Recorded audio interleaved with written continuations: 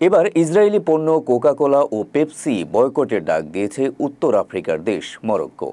গাজায় চলমান বর্বরতায় ইসরায়েলের প্রতি এই কোম্পানিগুলোর সমর্থন থাকায় এই বয়কটের ডাক দেওয়া হয়। দেশটির প্রভাবশালী গণমাধ্যম মরক্কো ওয়ার্ল্ড নিউজ জানায়, গাজার যুদ্ধের প্রেক্ষিতে বিশ্বজুড়ে ইসরায়েলকে সমর্থন দেয়া প্রতিষ্ঠানের পণ্য বয়কটের অংশ হিসেবেই এ দুটি কোমল পানীয় বয়কটের ডাক দেওয়া হয়েছে। দেশটির অ্যাক্টিভিস্টরা এই মার্কিন কোমল পানীয় জায়ান্ট থেকে দূরে থাকতে সবার প্রতি আহ্বান জানিয়েছেন।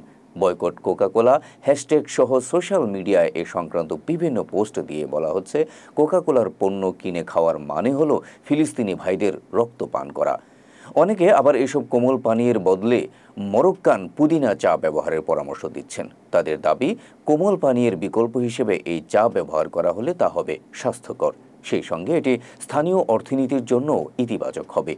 কেউ কেউ অবশ্য কোমল পানীয়ের পরিবর্তে প্রাকৃতিক জুস বা মরক্কোর তৈরি পানীয় বেছে নেওয়ারও পরামর্শ দিচ্ছেন।